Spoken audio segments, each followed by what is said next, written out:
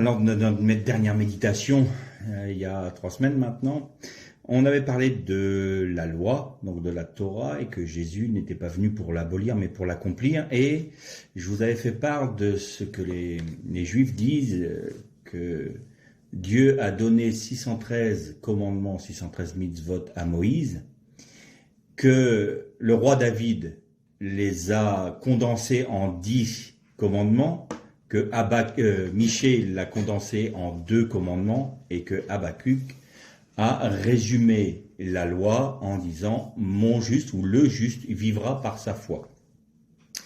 Et je voudrais qu'on développe un peu plus cette notion-là, puisque nous savons par la Bible même que la loi est résumée dans cette phrase, et vous allez voir que on a plusieurs niveaux de compréhension, comme souvent dans la Bible, et notamment avec l'hébreu. Quand on parle du juste qui vivra par la foi, pour tout le monde c'est évident, celui qui croit en Dieu, celui qui a donné sa vie à Christ, celui qui a sa foi en Dieu, il est le juste qui vit par sa foi en Dieu. Bien, c'est vrai, c'est tout à fait vrai. Mais ça, c'est un deuxième degré de lecture. Et je voudrais qu'on lise ensemble dans le livre d'Habakkuk, au chapitre 2, justement ce qui se réfère à ce texte précisément. Et vous allez voir que le juste dont il est question, c'est bien plus que le chrétien ou la chrétienne qui a donné sa vie à Christ. Pourquoi ?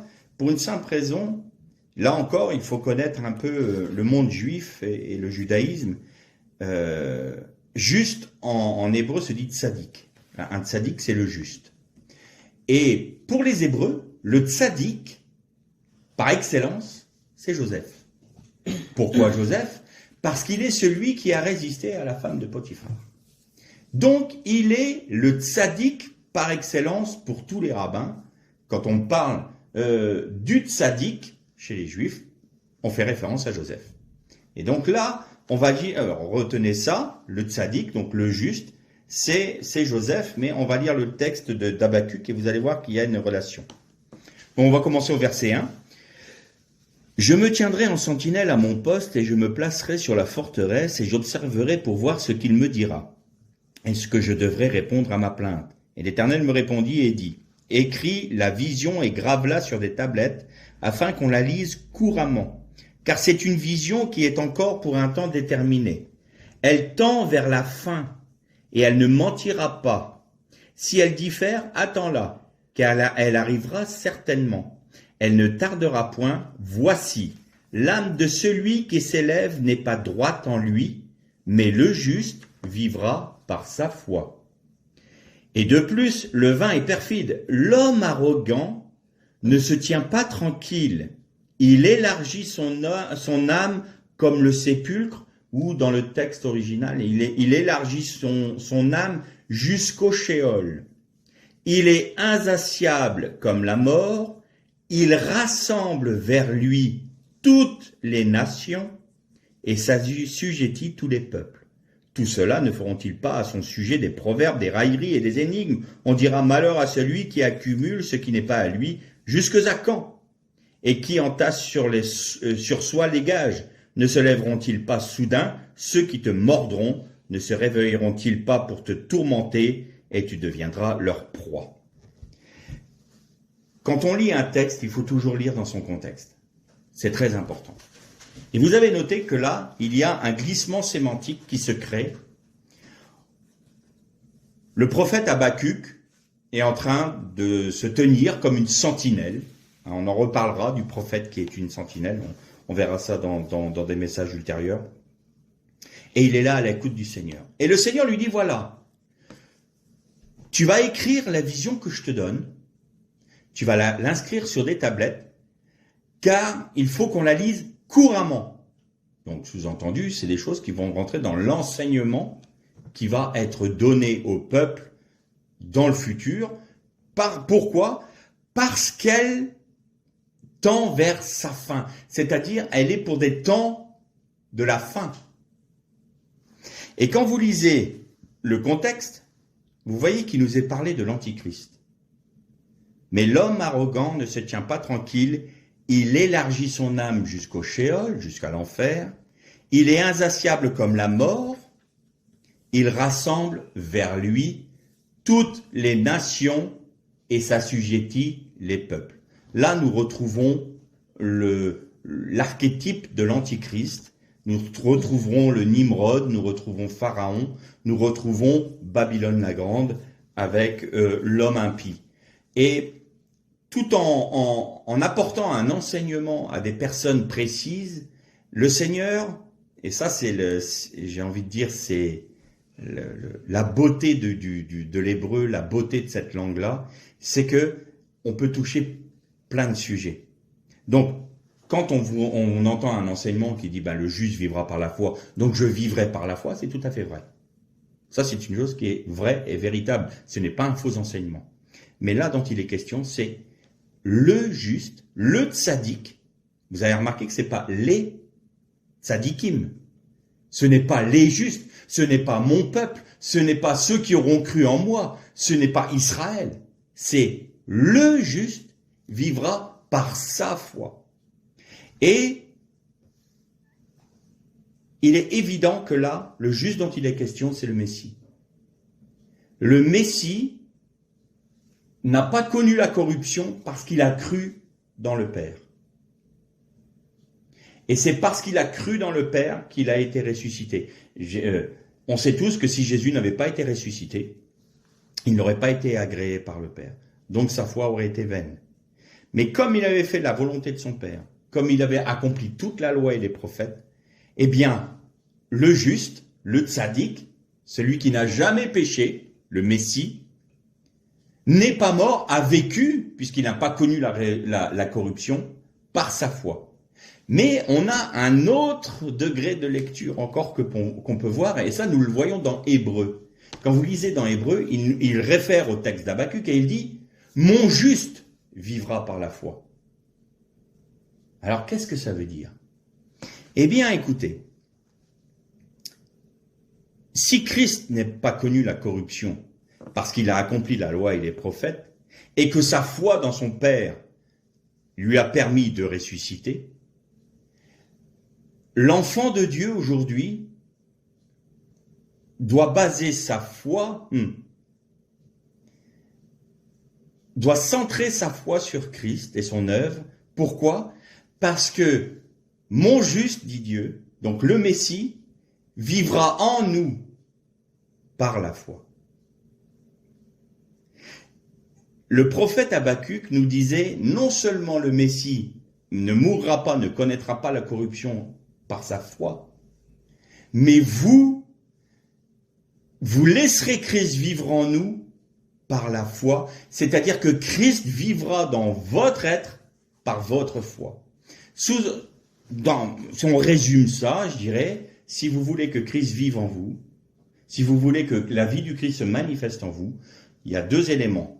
On a souvent parlé de l'acceptation de ce qui est arrivé, de ce que le Seigneur nous proposait, et là on va parler tout à l'heure des épreuves et des preuves de notre foi.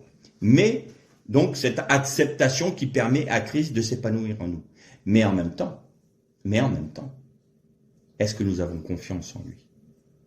Est-ce que notre émouna, notre foi, est sur le fait que Christ va réellement vivre en nous? Est-ce que nous pouvons dire avec l'auteur des Hébreux, le juste de l'Éternel vit en moi par la foi? C'est là l'important. Parce que si nous vivons cela, alors notre foi prend une dimension autre. Ce n'est plus quelque chose d'extérieur en nous, c'est quelque chose qui est une personne en nous. Notre foi n'est pas un don ou un élément extérieur qui vient supplanter notre faiblesse. Notre foi, c'est une force, une personne en nous qui produit la vie. Et la Bible nous dit que notre foi vient de ce que l'on entend.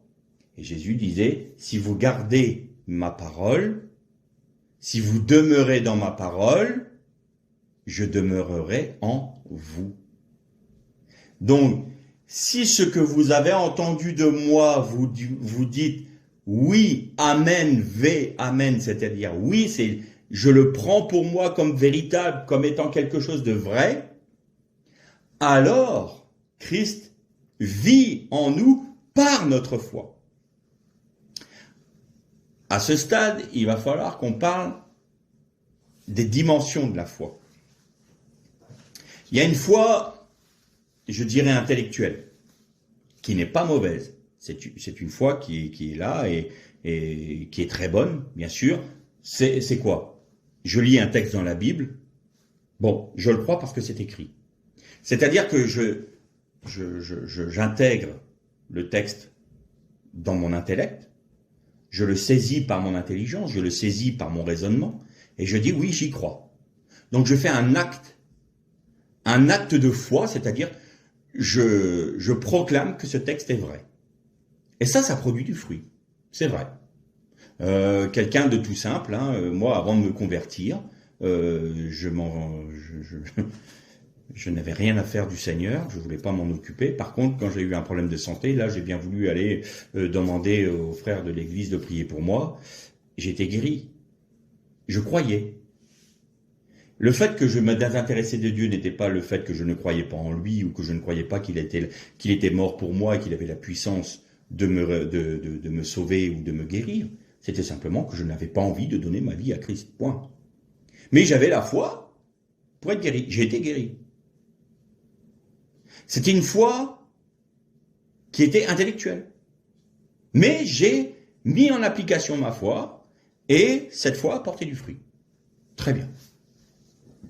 Il y a un autre degré de foi. C'est ce qu'a expérimenté Pierre quand Jésus demande aux disciples « Et vous, qui dites-vous que je suis ?» Avant, c'était « Que dit-on que je suis ?» Alors les uns disent que tu es Élie, les autres disent que tu es Moïse qui est revenu, les autres disent que tu es Élie, un prophète, enfin bon, voilà, il y a plein de suppositions, plein de supputations, et puis tout le monde faisait sa petite popote en disant ben moi, en fonction de ce que je vois, de ce que j'ai reconnu, c'est ça. Et vous maintenant, qu'est-ce que je suis pour vous? Et Pierre dit à quel autre irions-nous qu'à toi? Tu as les paroles de la vie éternelle, tu es le Fils du Dieu vivant. Et qu'est-ce que dit Jésus?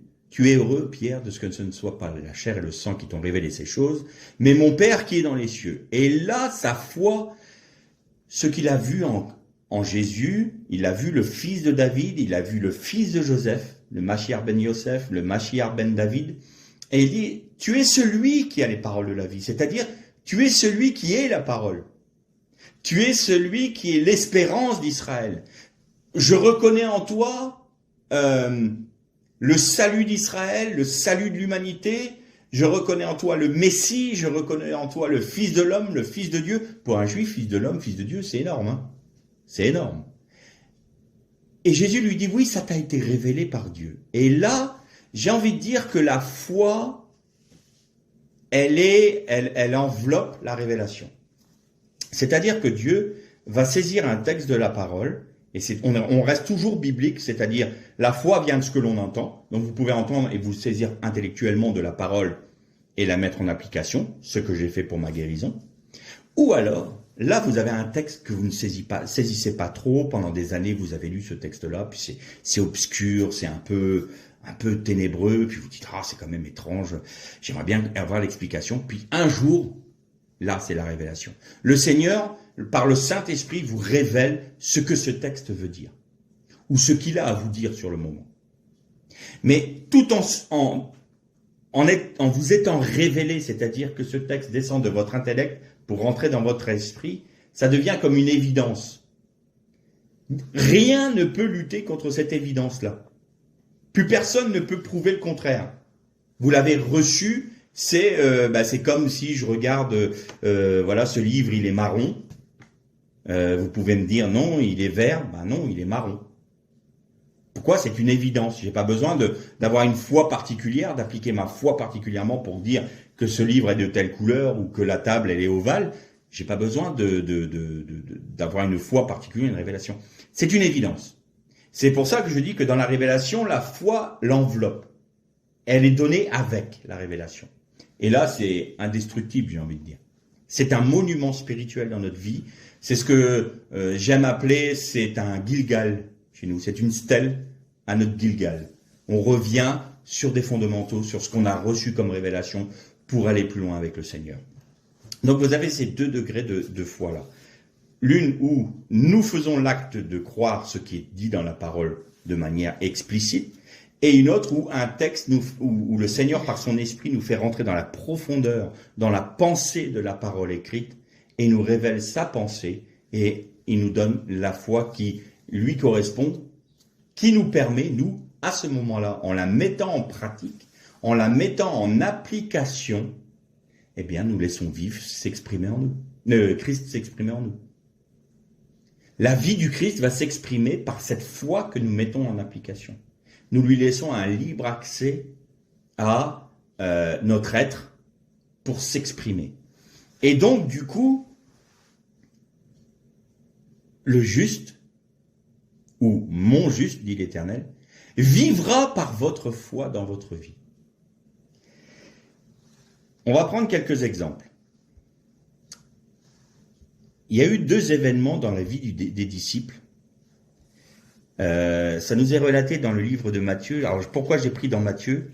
Parce que c'est un livre qui a été écrit en hébreu et j'ai la chance de l'avoir avec moi en hébreu également.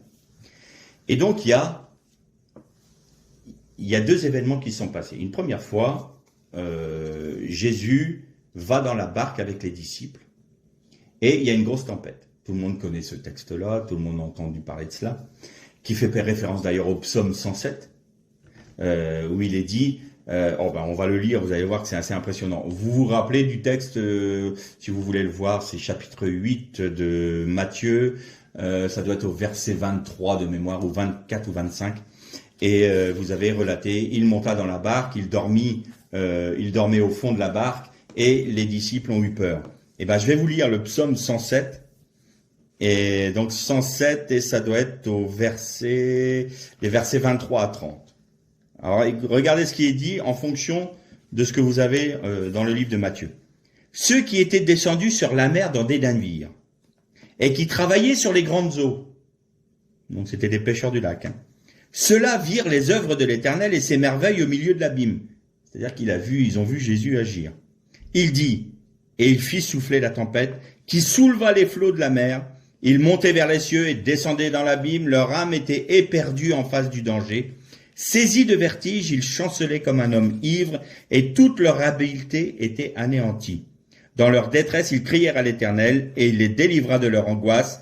Il arrêta la tempête, ramena le calme, et les ondes se turent.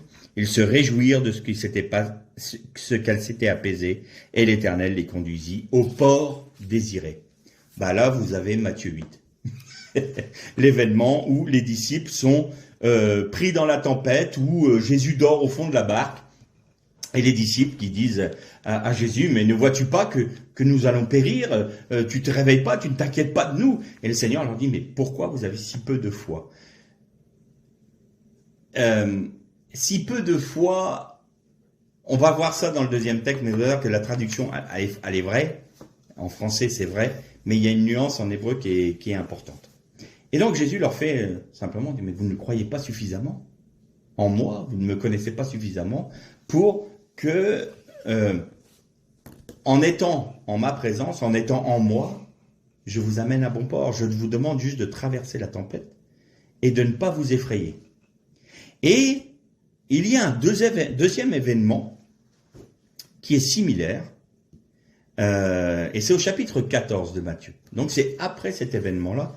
Il y a encore un événement où les disciples sont pris dans une tempête. Et là, c'est ce fameux passage où vous voyez Jésus marcher sur les eaux, venir à leur rencontre, et ils prennent peur en disant « Oh, c'est un esprit, c'est un fantôme ». Ils étaient effrayés. Et il y a quand même un mot intéressant dans ce texte-là. C'est le mot « bassar ». Et le mot « bassar », c'est « chair ». Si on traduit exactement, ils ont eu peur. C'est « ils furent effrayés à l'intérieur de leur chair », en leur chair. Et c'est très important. Ils ont eu peur. Leur chair s'est saisie de l'événement, pas leur esprit. Ils n'ont pas reconnu Jésus dans l'événement. Ils ont cru que c'était un fantôme. Ils ont pris peur. Très bien. Et là, on voit que, en réagissant dans leur chair, ils n'ont pas compris l'événement spirituel. Ils n'ont pas compris que Christ était derrière tout cela. Et ils ont pris peur. N'oubliez jamais qu'ils sont sur la mer. La mer, ou la mer de Galilée, ou le lac de Tibériade, mais la mer, dans la Bible, a toujours une connotation de l'abîme. L'abîme, c'est le domaine de Satan, de l'ennemi. L'abîme, c'est Rome. C'est le théum. Le théum, en hébreu, c'est ce qui est insondable, ce qui est ténébreux. Voilà. Donc l'abîme, il y a toujours une connotation. Et là, ils sont sur l'abîme. Et il y a une tempête sur l'abîme. Donc ils sont vraiment, j'ai envie de dire, envoyés par le Seigneur. C'est lui qui les a envoyés. Allez, prenez une barque et allez de l'autre côté. Je vous rejoindrai. Mais dis donc, Seigneur, c'est toi qui les emmènes dans le... On a envie de dire, il les emmène en enfer. Hein. Il les emmène au droit, mais droit vers la tempête. Il les emmène droit vers l'épreuve. Il les emmène droit vers les ténèbres et vers Satan. J'ai cru comprendre à un moment que le disciple n'était pas plus grand que son maître et que si Jésus a été tenté pendant 40 jours dans le désert, il en est de même pour nous. Mais allons voir un peu plus loin. Et Jésus leur dit, n'ayez pas peur, c'est moi. Et le c'est moi, c'est exactement le même mot qui a été prononcé par l'ange de l'Éternel, c'est-à-dire le Messie, à Moïse dans le buisson ardent. En hébreu, alors je déforme le mot, parce que je ne veux pas prononcer le mot divin d'une manière incorrecte. Donc on pourrait dire « équier ». Équier, c'est un peu comme « yuke vavke ».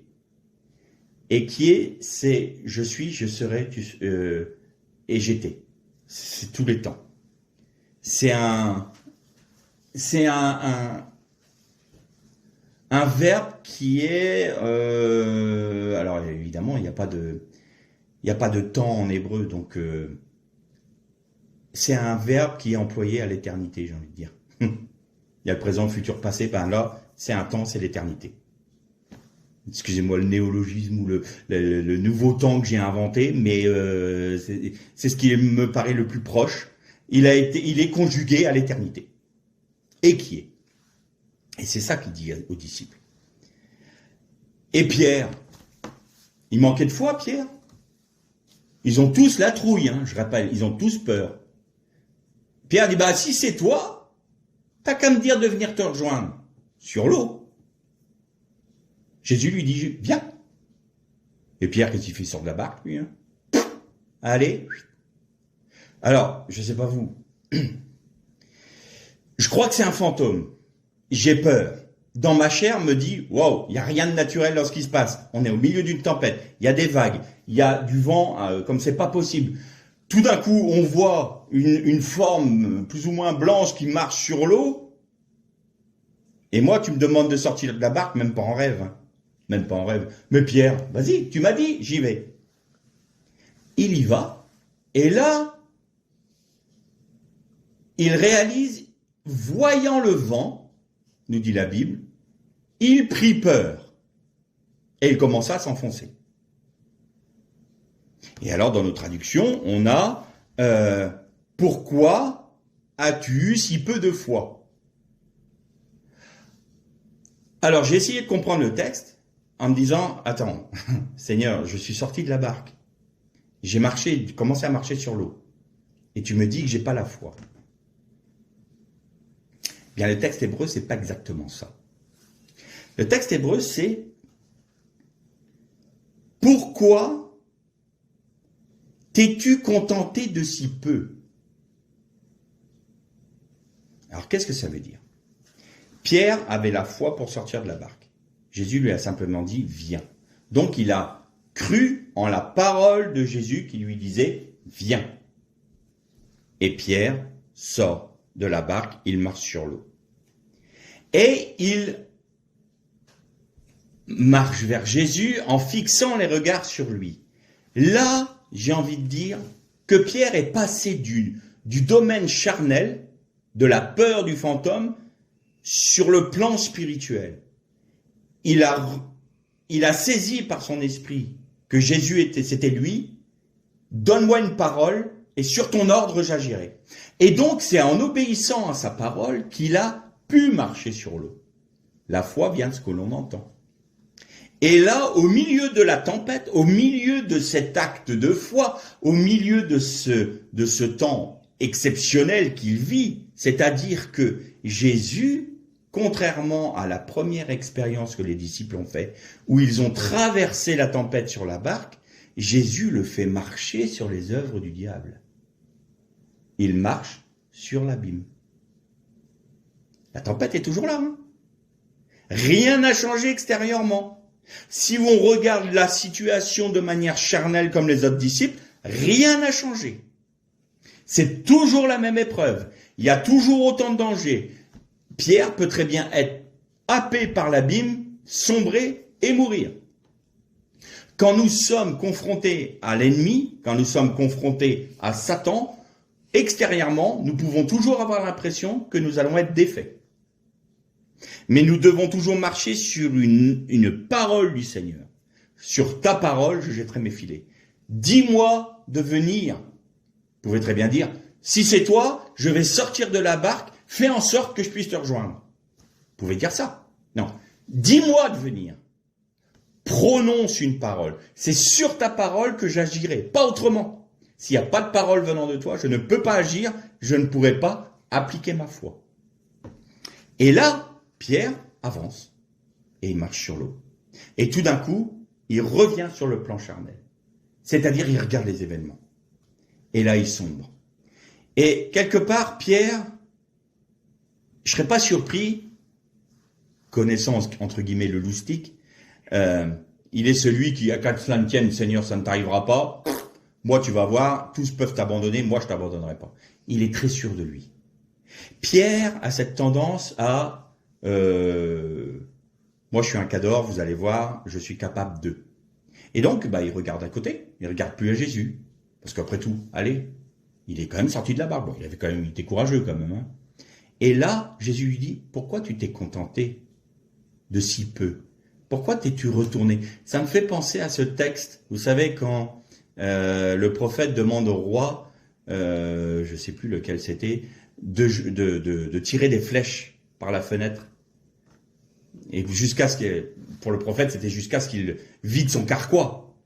Et c'était le nombre d'années ou de victoires qu'il allait remporter sur l'ennemi. Et le roi n'en lance que 3. Et le prophète lui dit, mais pourquoi n'as-tu pas vidé ton carquois? Tu aurais la victoire sur tous tes ennemis pour toutes les années de ton règne. Et là, par contre, tu vas avoir qu'une victoire limitée. Et là, c'est un peu pareil. Pourquoi tu t'es contenté de si peu? Pourquoi t'es-tu arrêté sur le chemin de la foi par l'esprit, de marcher par l'esprit? Tu t'es arrêté au milieu de tout. Et là, alors, homme de peu de foi, oui, c'est une traduction qui est vraie, mais c'est pourquoi t'es-tu contenté de si peu? C'est plus précis. Et parce qu'autrement, on dit, attends, si peu de foi, je suis sorti de la barque quand même. Donc, dans le français, ça fait un peu ça dénote. Quelqu'un qui n'a pas la foi, il sort pas de la barque. C'est aussi simple que ça.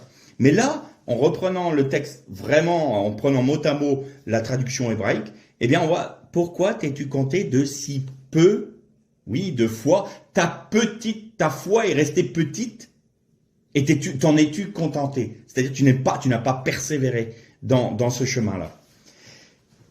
Et il y a quand même quelque chose de merveilleux. À des moments, on perd les pédales, hein. Dans les épreuves, on perd pied, on perd les pédales, et on est là, et quand c'est l'épreuve de notre foi, on est en panique, et puis on se dit, ah Seigneur, tu vas m'abandonner.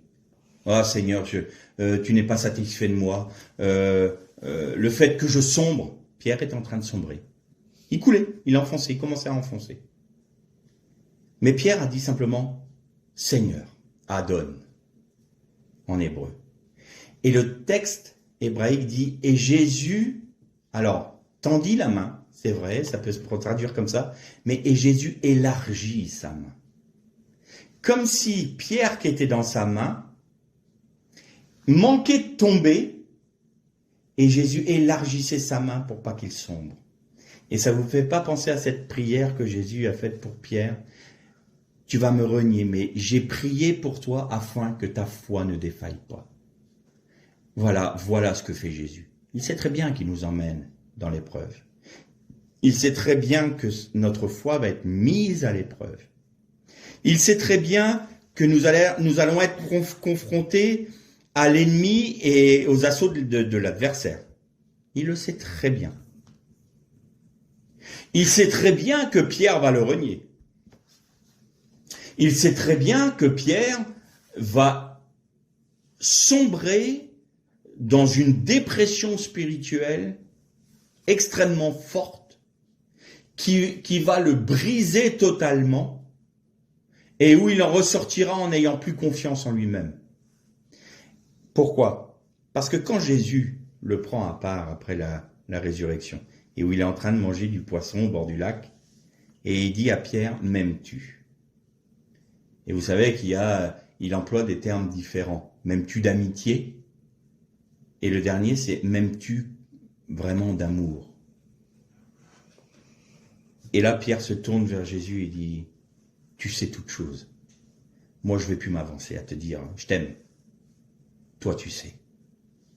Tu as compris, Pierre. Va paître mon troupeau. Il avait compris la leçon de la foi. Ne t'appuie pas sur tes forces. Ne t'appuie pas sur ce que tu crois connaître. Ne t'appuie pas sur ta compréhension même de la parole. Appuie-toi seulement sur ce que Dieu te dit à travers sa parole par son esprit. Maintiens, garde la parole du Seigneur.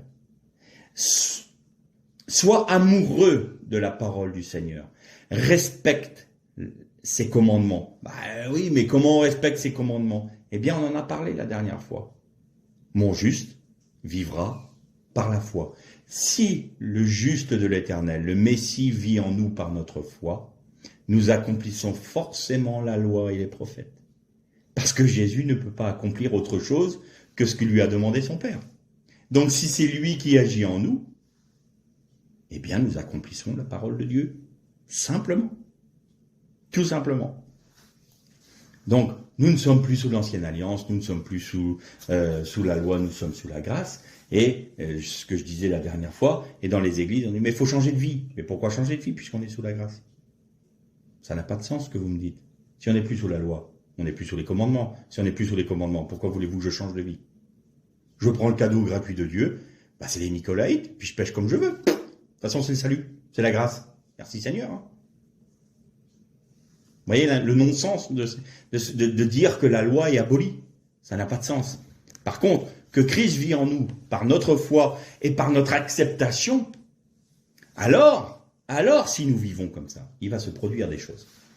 Et ça, on va lire quelques textes, notamment dans 1 Pierre, chapitre 1, versets 5 à 9.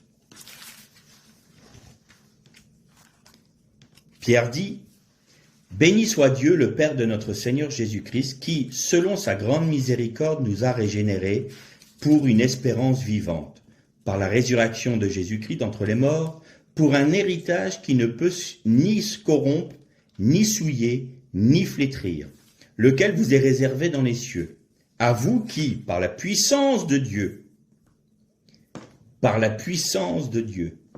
êtes gardés par la foi pour le salut, prêt à être révélé dans les derniers temps. » Là, tout est dit dans cette phrase. Je la répète parce que je m'en délecte. Vous qui, par la puissance de Dieu, êtes gardés par la foi pour le salut, prêt à être révélé dans les temps derniers. C'est là ce qui fait votre joie, quoique maintenant, puisqu'il faut que pour un temps vous soyez attristés par diverses épreuves, afin que l'épreuve de votre foi, plus précieuse que l'or, c'est pas la foi qui est plus précieuse que l'or, c'est l'épreuve de la foi qui est plus précieuse que l'or. donc l'or périssable, qui cependant est éprouvé par le feu. Et pour résultat, la louange, la gloire et l'honneur. Lorsque Jésus-Christ apparaîtra, lui que vous avez aimé sans l'avoir vu, en qui vous croyez sans le voir encore, vous réjouissant d'une joie ineffable et glorieuse, parce que vous obtiendrez le salut de vos âmes pour le prix de votre foi. Et alors, si vous voulez les références, c'est Hébreux 10, 39. Et mon juste vivra par la foi, mais s'il se retire, mon âme ne prend pas plaisir en lui. Nous ne sommes pas de ceux qui se retirent pour se perdre, mais de ceux qui ont la foi pour sauver leurs âmes.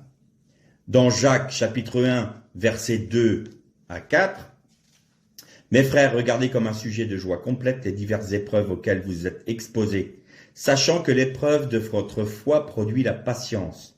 Mais il faut que la patience accomplisse parfaitement son œuvre, afin que vous soyez parfaits et accomplir, sans faillir en rien. » Vous avez vu ce que fait l'épreuve de la foi.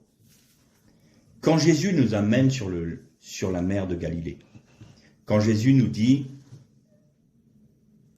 vous allez de l'autre côté, et il ne nous prévient même pas qu'on aura des tempêtes. Il n'a pas dit aux disciples, vous allez rencontrer une tempête.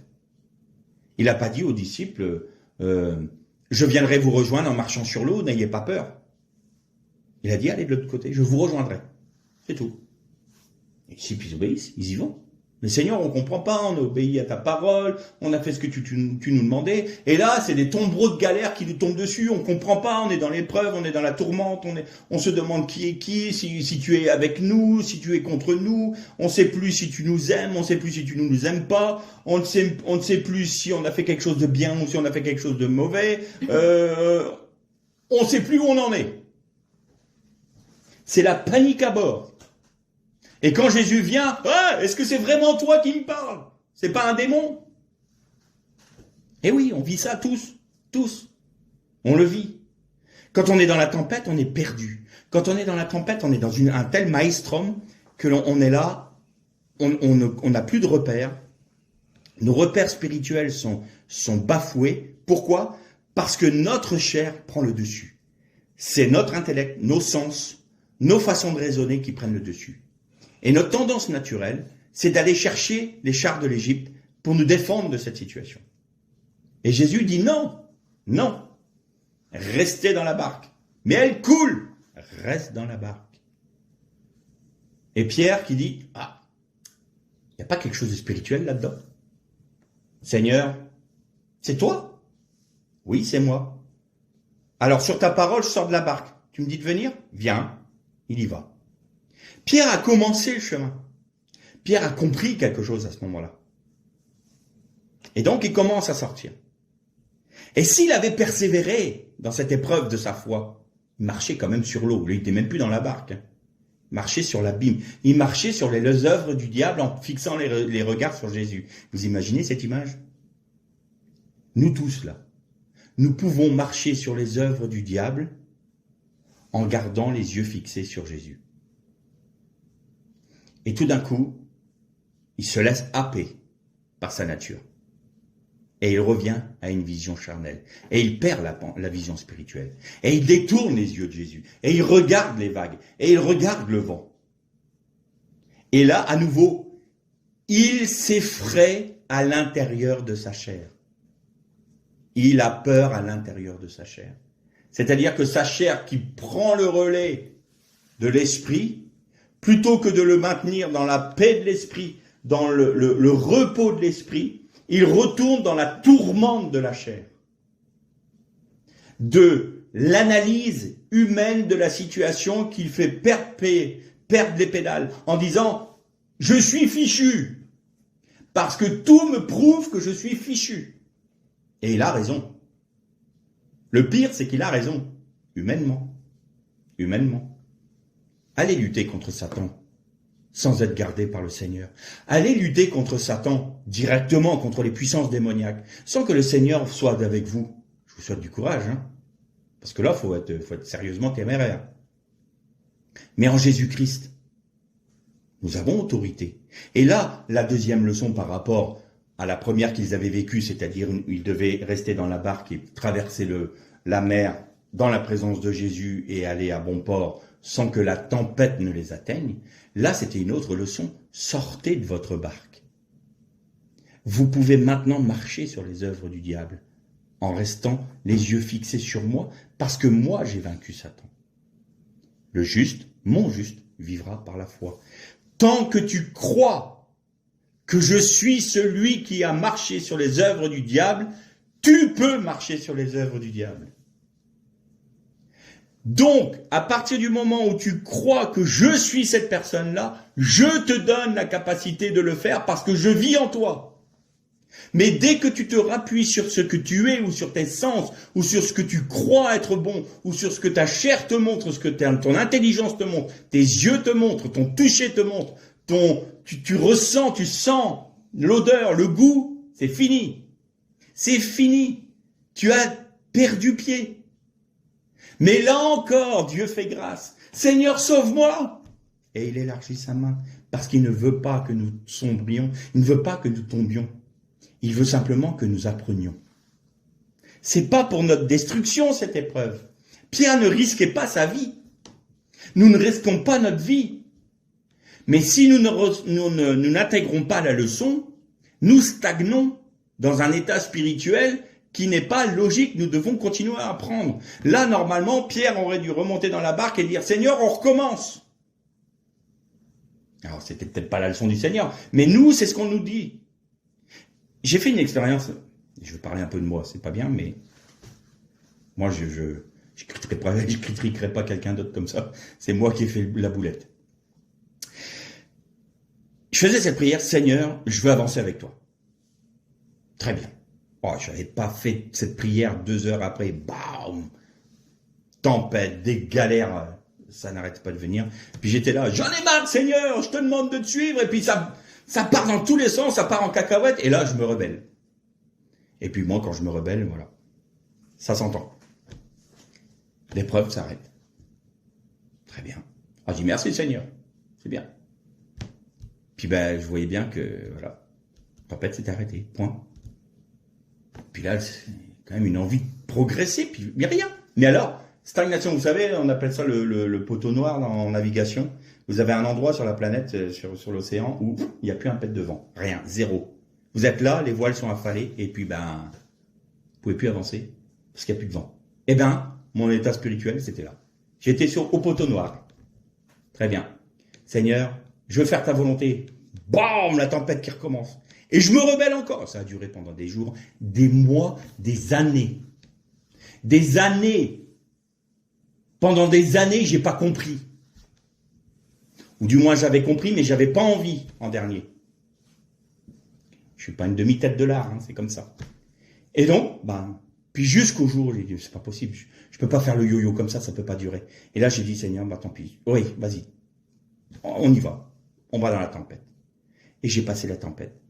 Et en apprenant dedans, j'ai vu que j'ai fait des progrès énormes dans la connaissance du Seigneur. J'ai vu qu'il prenait le relais sur moi à travers ma vie. J'ai vu que dans la tempête, j'étais reposé. J'ai vu que dans la tempête, j'étais dans le calme. J'ai vu... Puis je dis, mais Seigneur, mais c'est fou ça. Oui, toi tu me demandais d'arrêter le vent. Mais moi je te demandais de rester dans le repos, dans le vent. Et puis après, il dit, maintenant il faut que tu marches sur le serpent dans ta vie. Tu vois ça dans ta vie? Marche sur le serpent, prends autorité. Seigneur, je peux pas, il va me vaincre. Prends autorité, vas-y. Prends autorité, tu es en moi, je te l'ai donné. Et vous voyez que dans votre vie, là où le serpent a accès dans votre vie, vous pouvez avoir une autorité spirituelle pour marcher sur la tête du serpent. Pourquoi? Pas parce que vous êtes costaud, mais parce que mon juste vit par la foi en vous. Christ a marché sur la tête du serpent, donc nous pouvons marcher sur la tête du serpent. C'est ça, la foi. Ou du moins, c'est une partie de ce qu'on peut trouver de la foi, parce que je pense que le sujet est intarissable. Mais au moins cet aspect-là. Comprendre que Christ, le juste, c'est Christ, qui vit par sa foi. Il a été ressuscité, donc il est le vainqueur.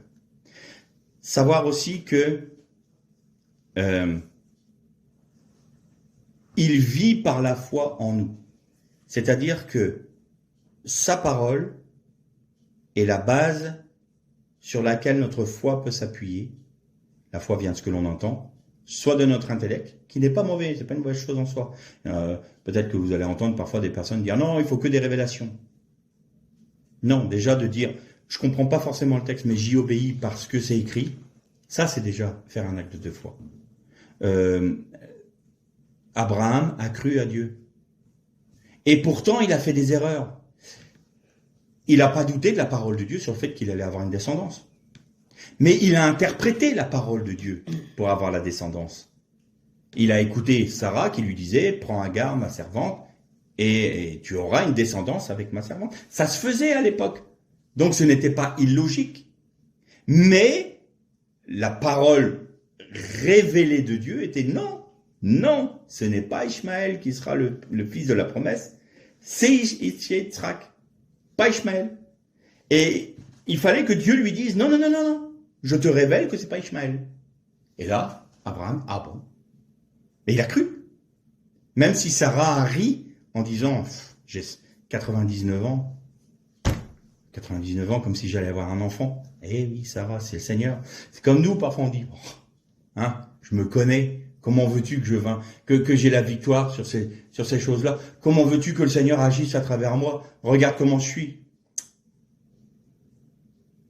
Dieu a pu faire naître un enfant, un fruit d'une femme qui ne pouvait plus enfanter à 99 ans. Bon. Dieu rend fertile une femme stérile. Et Dieu ne peut pas rendre fertile ma vie qui est stérile. Est-ce qu'il ne peut pas engendrer en moi son fils? On revient à notre méditation des deux. Et est-ce que Christ ne peut pas être engendré en moi? Bah si. Alors si je veux obéir, et si je veux garder les commandements de Dieu, alors ma foi dans la parole de Dieu, ma foi dans les révélations que Dieu va m'apporter, la foi dans ce que Jésus a accompli, va faire que cet enfant qui a été engendré en moi, ce Messie qui a été engendré en moi, puisse croître, puisse s'épanouir, puisse vivre pleinement.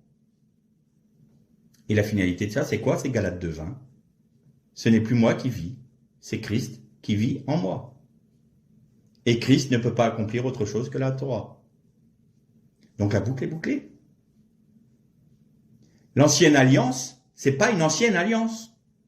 C'est la première alliance. Je dirais même, c'est l'alliance. Et ce que l'on appelle la deuxième alliance, c'est la Brit Radasha en hébreu, qui veut dire l'alliance renouvelée. Ça se fait maintenant aujourd'hui, on s'est marié il y a 30 ans. Ah tiens, on va renouveler nos vœux. On se remarie pas. On se re-engage auprès de notre conjoint en disant, voilà, je confirme que je continue ma vie avec toi. Bon, c'est l'occasion de faire des fêtes, parce qu'il faut pas rêver, c'est un peu ça notre culture. Mais ça se fait. Eh bien, c'est une alliance renouvelée. C'est pas une ancienne alliance. C'est une erreur de penser ça. De dire que l'alliance ancienne, elle est passée, puis que c'est autre chose, et que maintenant, il n'y a que la nouvelle alliance. Non, c'est la même. C'est la même chose. La Brit Radasha, là, ce qu'on appelle la nouvelle alliance, n'est que l'accomplissement parfait de l'alliance première au Sinaï, accomplie par Jésus-Christ. C'est tout.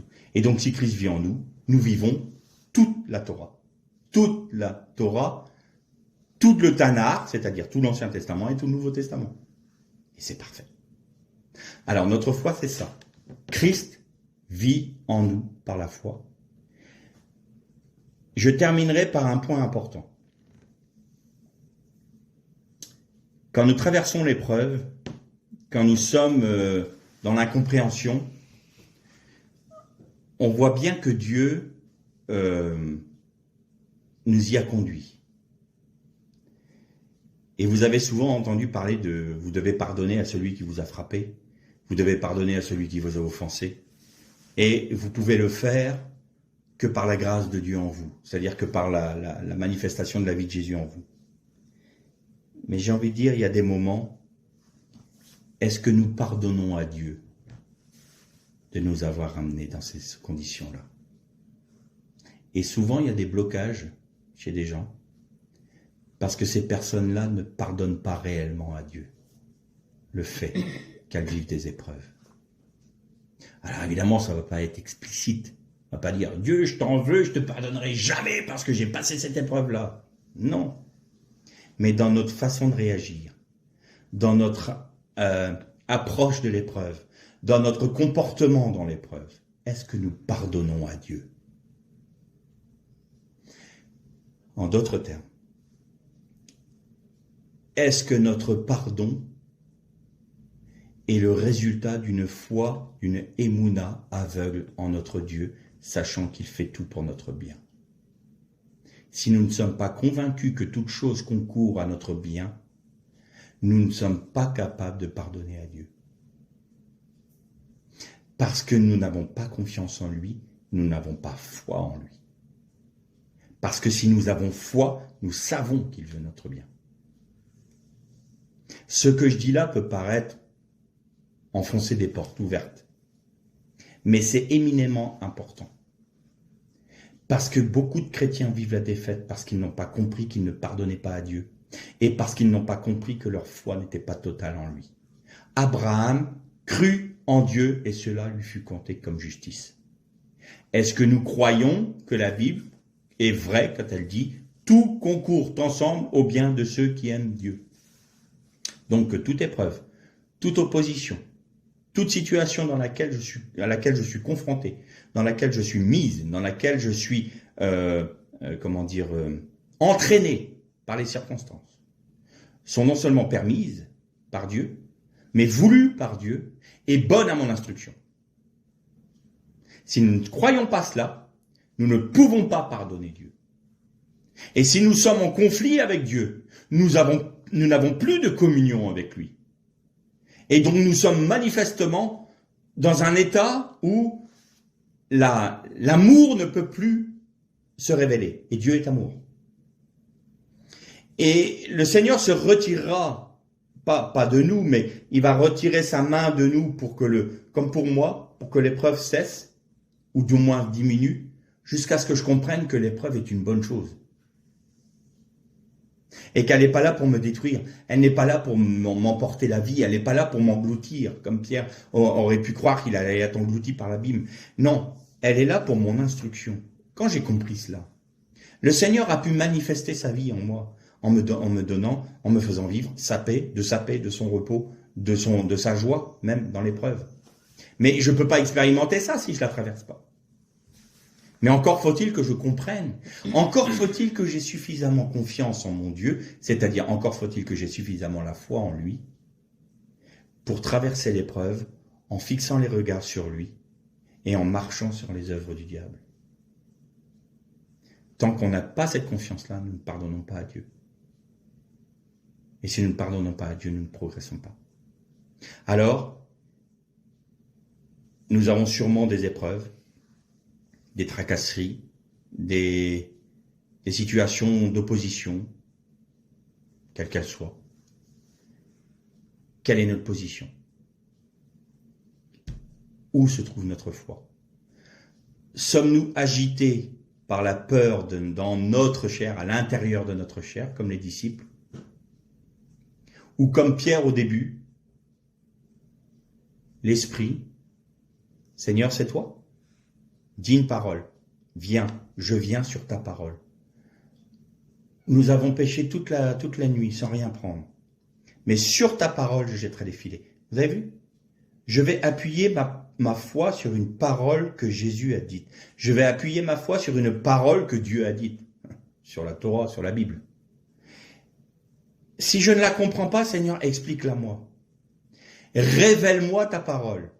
Sachant que la révélation est enrobée de la foi qui va avec. Et à partir de là, marcher d'un pas résolu dans l'épreuve qui nous est proposée.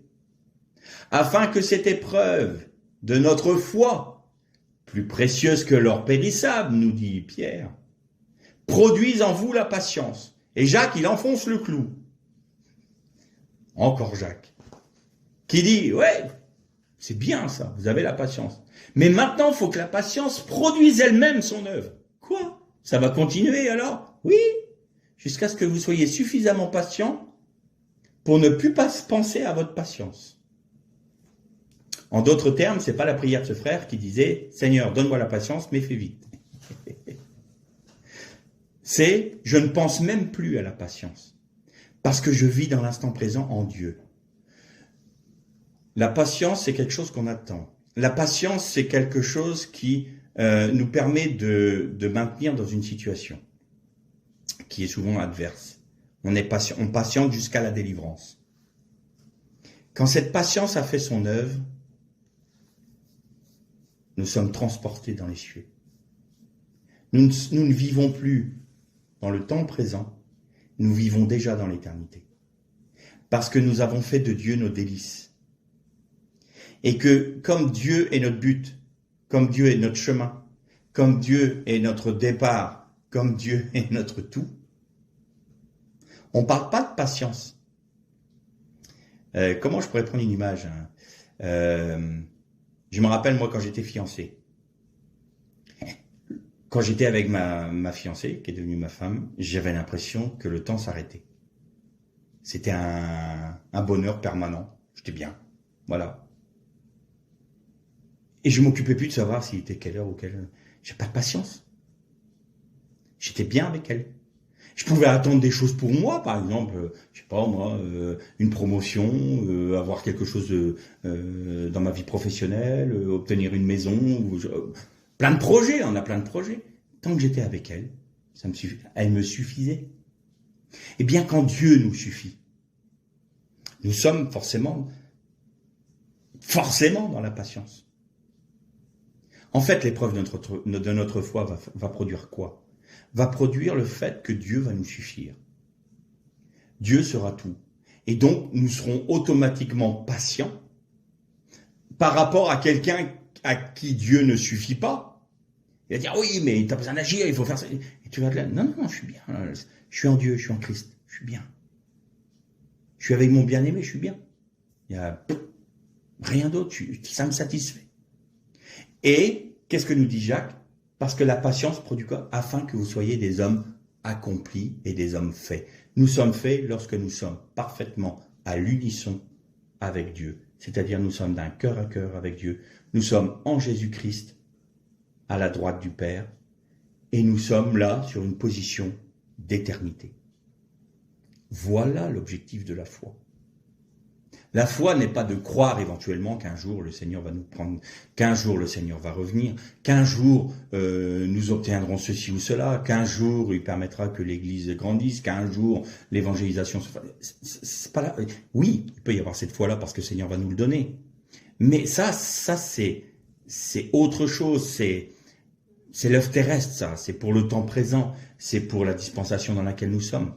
Mais le Seigneur veut nous faire sortir de ce milieu-là, de cet horizon unique-là, terrestre, pour nous faire entrer dans une vision d'éternité. Et quand nous sommes dans l'éternité, nous pouvons agir dans le temps présent, sur la terre, avec une vision claire et limpide. Parce que notre cœur bat au rythme du cœur de Dieu. En d'autres termes, nous avons traversé le voile qui a été déchiré pour entrer dans le lieu saint, dans le Saint des Saints. Nous sommes dans la présence de Dieu. Et donc, tout nous satisfait et tout va découler. C'est ça l'objectif de l'épreuve de notre foi. C'est de nous faire rentrer dans le cœur de Dieu. Si on refuse ça, eh bien, on sera soumis aux vicissitudes de la vie dans laquelle nous sommes. Nous allons vivre des moments d'exaltation et des moments de dépression. Nous allons vivre des moments de rébellion et des moments d'enthousiasme. Nous allons être ballottés à tout vent, parce que nous n'aurons pas trouvé la stabilité dans l'éternité. Donc, l'objet de notre foi, c'est que Christ vive en nous, de manière à être des hommes faits, accomplis, traversant l'épreuve, les yeux fixés sur le Christ, de manière à ce que nous devenions des hommes et des femmes accomplis, c'est-à-dire qui vivons déjà dans l'éternité. C'est ça l'objectif de Dieu pour notre vie, et c'est ce qu'il propose de nous faire. Que le Seigneur vous bénisse.